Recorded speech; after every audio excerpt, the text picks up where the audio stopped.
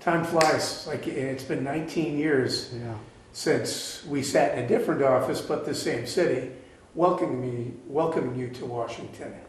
Yeah. Did you ever think at that time you would have the career in this office that you've had?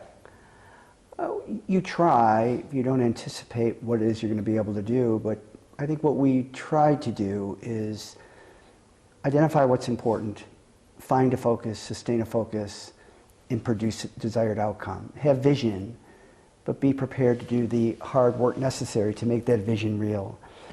And, you know, as I said, as a teacher of our city's history, our economic history, I had the benefit of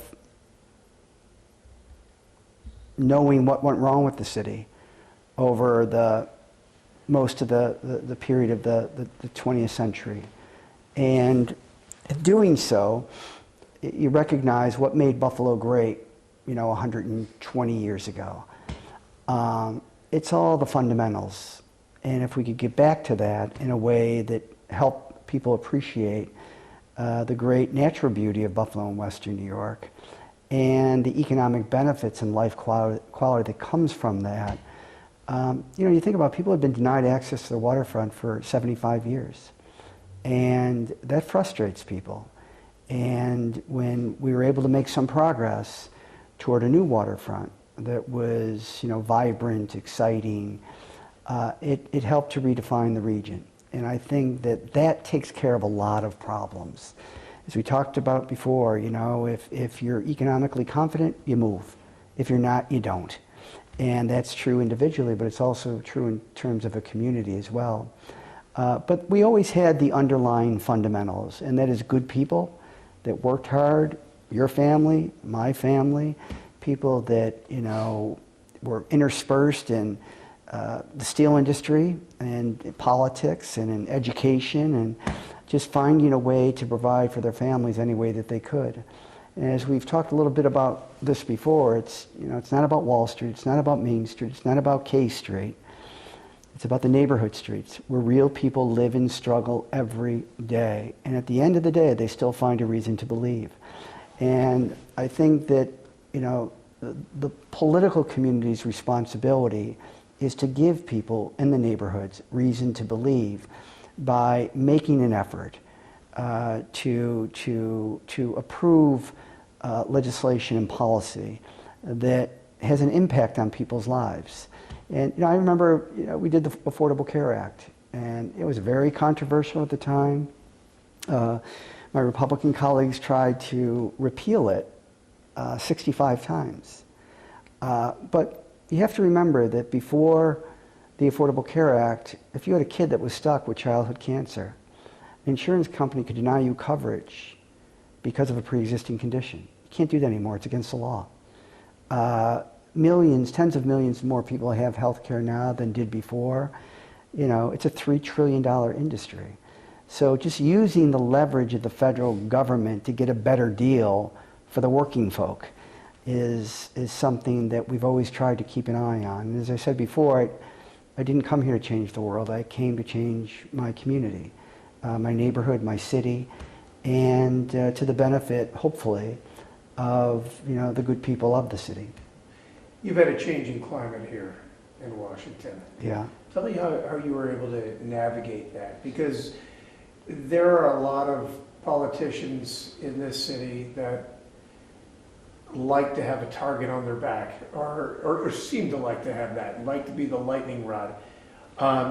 You've always seemed to kind of steer clear of that and just keep steady. How were you able to do that in really the toxic climate that has kind of overtaken Washington? Well, do your homework and become as informed on an issue as you can toward the goal of being able to convince others to follow your lead. And we were able to do that on a number of issues.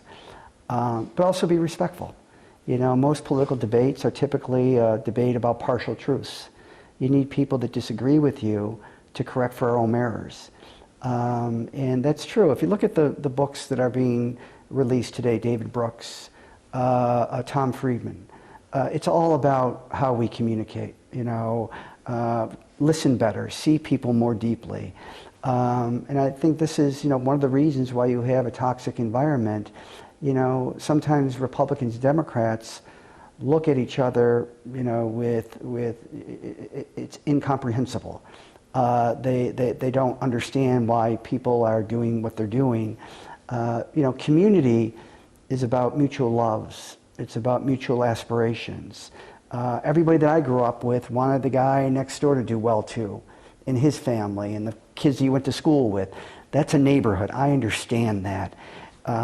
We have a tribal sense of things now where it's a scarcity mentality. It's friend-enemy distinctions. It's zero sum.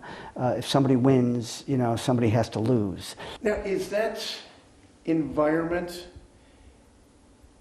one of the reasons you decided to focus back on home and come back and try to make a difference? Well, I'm traveling 11 months out of the year. I love my city, and I want to spend more time in it. And that I've had the opportunity to go and lead on a kind of cultural institution like the Shays Buffalo is extraordinary. So it's still public service.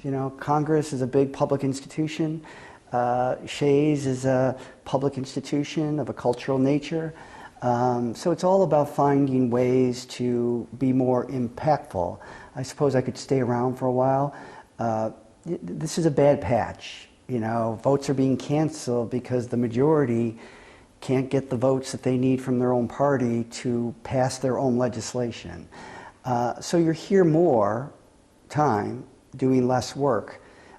We were here, for 6 weeks waiting for my Republican colleagues to select a speaker.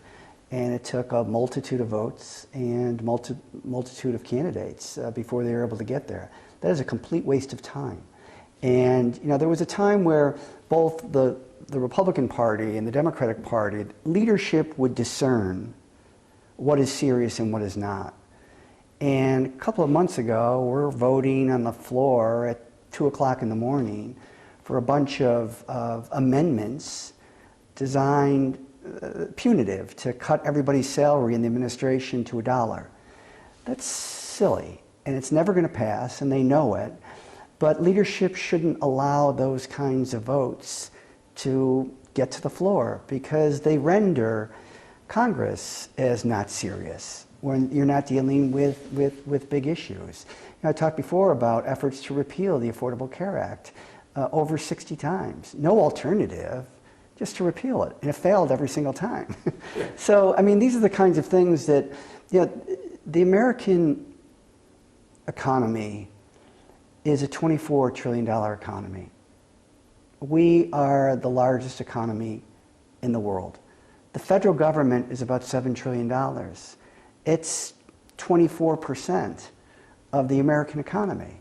And now we have, government shutdowns that will hurt, working folks who are paying a mortgage in a house or paying car payments and everything else. That's very serious business. And we're not advancing the country in a way that is beneficial to the largest number of people. There's a lot that government can do. Government's never going to go away. You can hate it, but when does democracy and the federal government lose its legitimacy? It loses its legitimacy because in many cases it has a customer service problem. And people recognize that this thing isn't working for me and my family. Our job is to, to send a price signal to the larger private economy that the federal government is capable of doing good things which will grow the economy, which will increase social mobility, which will give more people of different generations an opportunity to succeed in this great American land. We are very, very unique. 5% of the world's population, 25% of the world's economy. And it's just getting harder and harder to make a difference here. It is, and I think that you see that, a lot of the members that are getting attention that you're familiar with, seen on the television screen a lot, are people that are making spectacles of themselves. They're not serious legislators. I'm fortunate where I serve on the House Ways and Means Committee. It's a group of workhorses. Among the best minds are those that serve on the House Ways and Means Committee. But they're not controversial enough. They don't stand up and yell expletives in the back of the chamber while the president is delivering the State of the Union address. And I think, Congress has also developed what I would refer to as a self-loathing complex. Yeah. It hates itself. Sure. And it attacks the institution that you're supposed to be a part of. It's like being a bad family member. Everybody in a family should make whatever contribution they can to make the family unit stronger. Yeah. That doesn't happen in Congress. And you got too many individuals that are out there trying to destroy the institution. It does a pretty good job in that regard. Could I stay here? I guess. But there was an opportunity that was presented, and I'm very fortunate to have options. It's changed, and it will get better. Democracy in our representative form of government is very resilient, but we're at the start of a bad patch, not the end of it. And I just think that there's some things that I can do that are just much more productive and beneficial to my community, which I love. Yeah. Now, enough of the bad stuff. What are you going to miss most about Washington, about this institution? I think it's potential. That's the most disappointing. It has great, great potential. And it's a shame to me, on both sides of the aisle, that you don't have members that are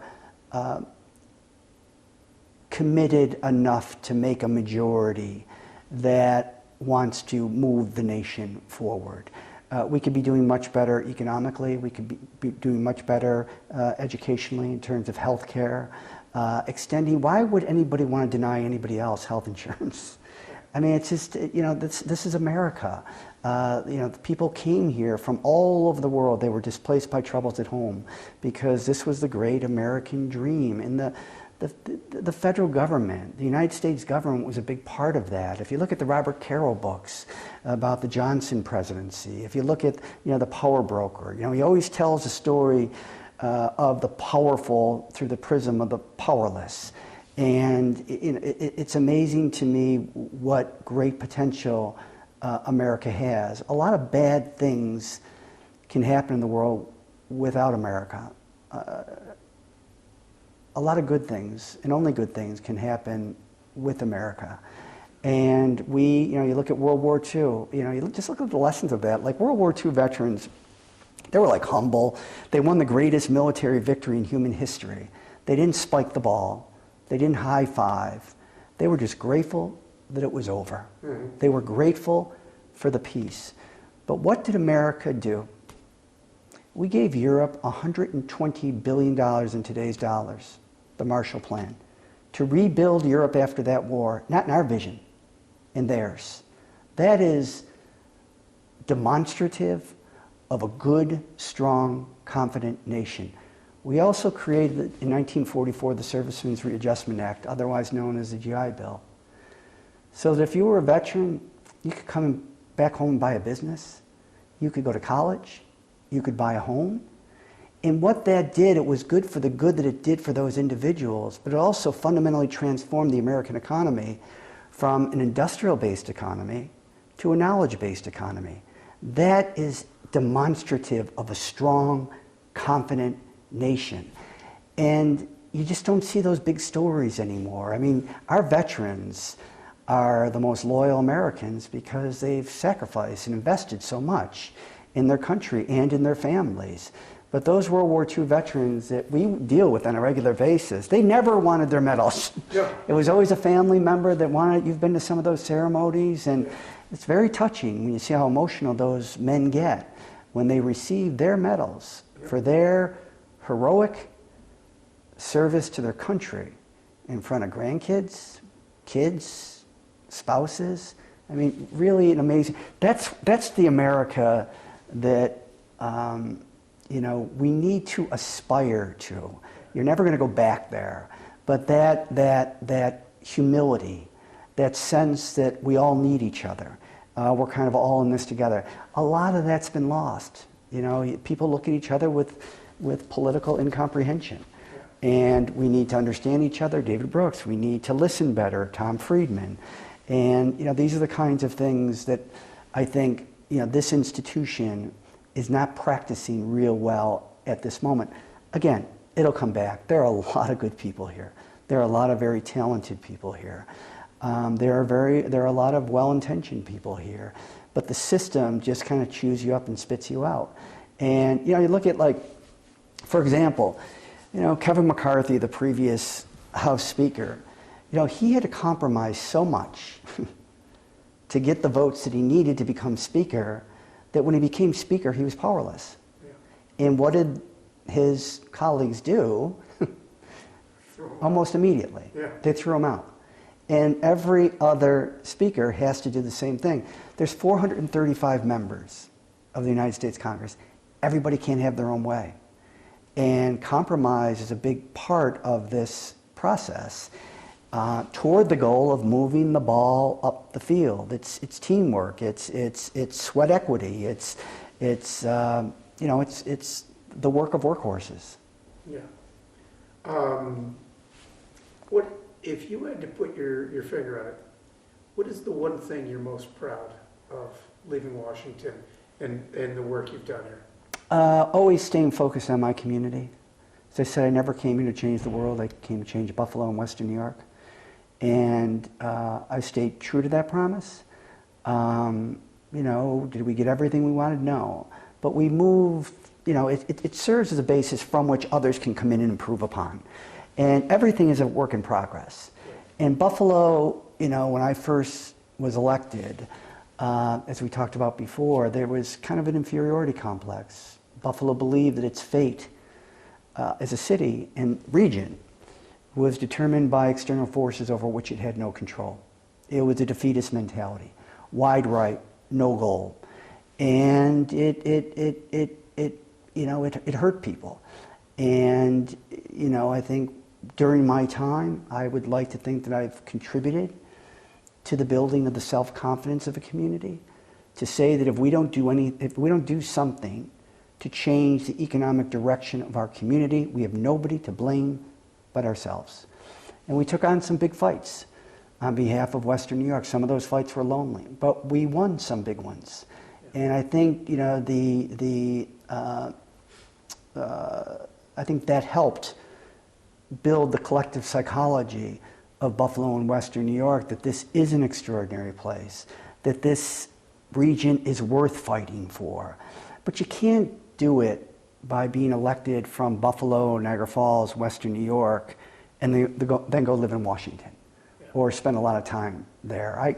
You know, the first thing I do when my votes are finished is I get the first plane back to Buffalo, because it was an urgent reminder as to why I was elected in the first place. Yeah. And if you stay true to that, and I have extraordinary people that work with me, both in Buffalo and Washington, just great public servants. And we had a team approach, and we had a common vision that we worked for. Everybody believed in it, so everybody worked that much harder to make sure that, you know, we got the Power Authority settlement, to make sure that we focused it on waterfront development, because that would help redefine the community. Downtown Buffalo, as we've talked about, with historic tax credits, over $1 billion in investment, 250 projects. Fighting for Roswell Park, a great comprehensive cancer institution in Buffalo and Western New York. And if you look at a lot of the firsts, you know, chemotherapy, photodynamic therapy, critical links to smoking and cancer, all of those studies, clinical trials, were done in Buffalo at Roswell Park, the first comprehensive cancer center in the nation. But it was also good economically, because as Roswell was one of the major institutions of the Buffalo Niagara Medical Campus, now there's over 100 businesses there. There's other institutions. Well, guess what? A lot of the folks that work there want to live near downtown Buffalo. That creates a residential demand. That creates a commercial demand. You know, before the pandemic, The Economist did a major feature extolling the virtues of Buffalo as a new great city, not only in America, but throughout the nation. The New York Times, Forbes magazine, People. We talked about Zillow saying that the hottest real estate market in 2024, came out yesterday, will be Buffalo and Western New York. Reader's Digest, which I didn't even know was still around, said that their editorial board voted Buffalo the kindest city. The accumulation of all of that points to a city that packs a powerful punch. There's a confidence here now. There's a confidence in the future. For the first time in 40 years, the population of young Buffalo is increasing, not decreasing. The fastest growing neighborhood in Western New York is downtown Buffalo. We have professional sports franchises. We have great cultural institutions. We have a great quality of life. And people from the outside see this, but people who originated from here and may have been forced to leave after college to make a living are now coming back because, they do the math. And sure, you can make a lot more money in New York City, but your life quality may be compromised. You come back to Buffalo, you've got a great park system, you have beautiful architecture, you have great neighborhoods, and you have wonderful people. Look, I want a great neighborhood for everybody, and I know that because I grew up in one. And when you have a neighborhood, which is really the most important social unit in America, because it's where your friends are, it's where your family is, it's where your schools are, it's where your churches are. And those churches and schools and institutions become more than what they traditionally were built for.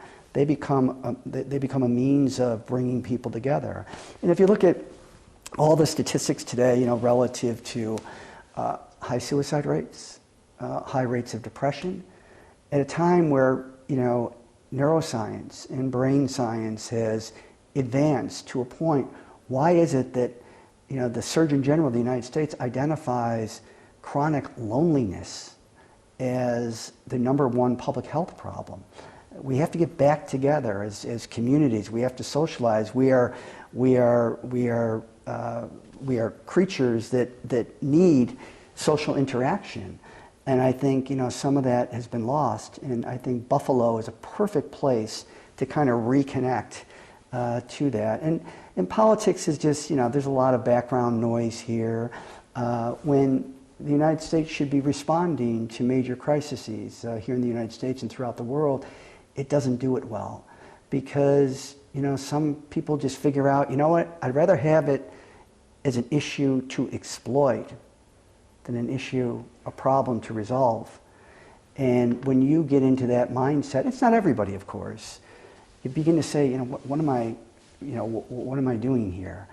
Yeah. And as I said, I'm going to have an opportunity to go and help, an institution in Buffalo and Western New York that, everybody should be very proud of. Yeah. What do you feel like you've left on the table here? Anything? Everything was always a work in progress. Nothing that we initiated was ever going to be completely finished.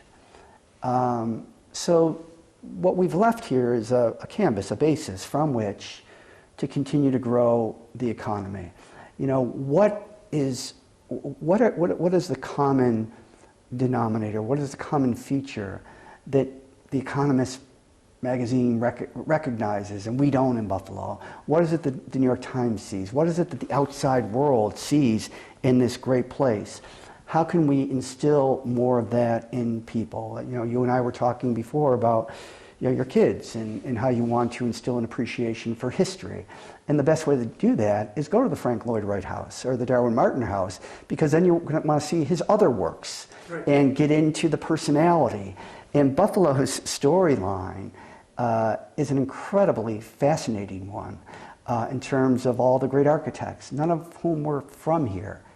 They came here because Buffalo is a place that exuded a confidence that was unmatched throughout the entire country. So we get the great architecture works of the greatest architects in the world. Yeah.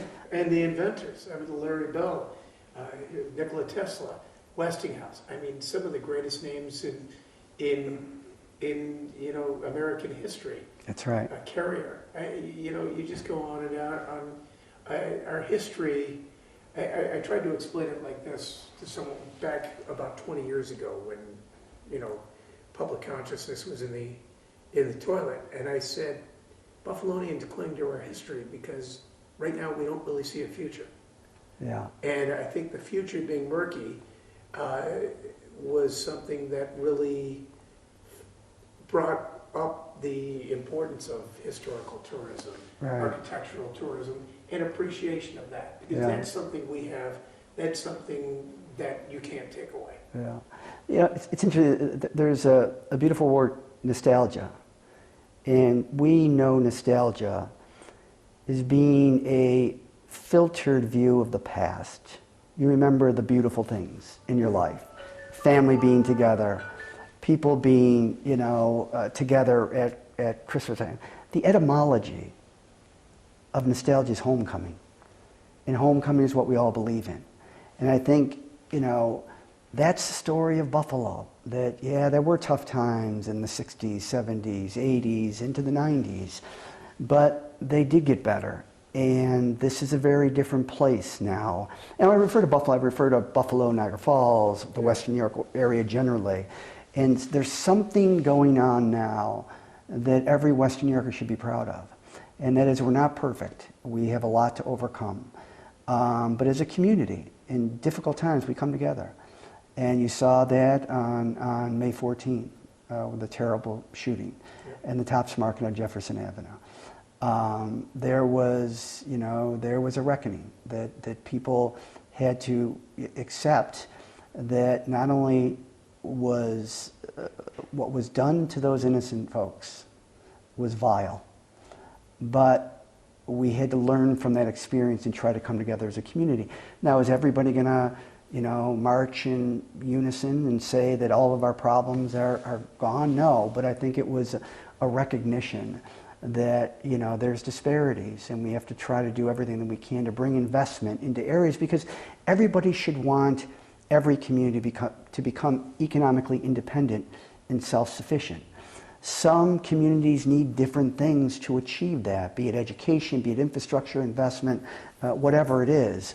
But that's what a city does. It looks after its own people and recognizes that we all have something to learn from each other, as well as past mistakes to overcome.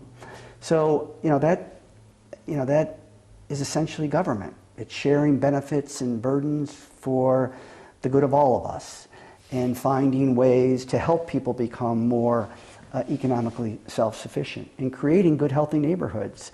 And I think, that is, I think the great tradition of Buffalo, that, you talk to people that are in their 40s, 50s, 60s, 70s, what do they talk about? They talk about their neighborhoods and where they grew up and where they played baseball and where they played basketball and who they hung out with, and all those influences in their lives. And we were fortunate to have them. Not every community has it. And we should want communities to have the resources that they need in order to grow and prosper. Do you, looking forward now to this office, do you plan on endorsing anyone?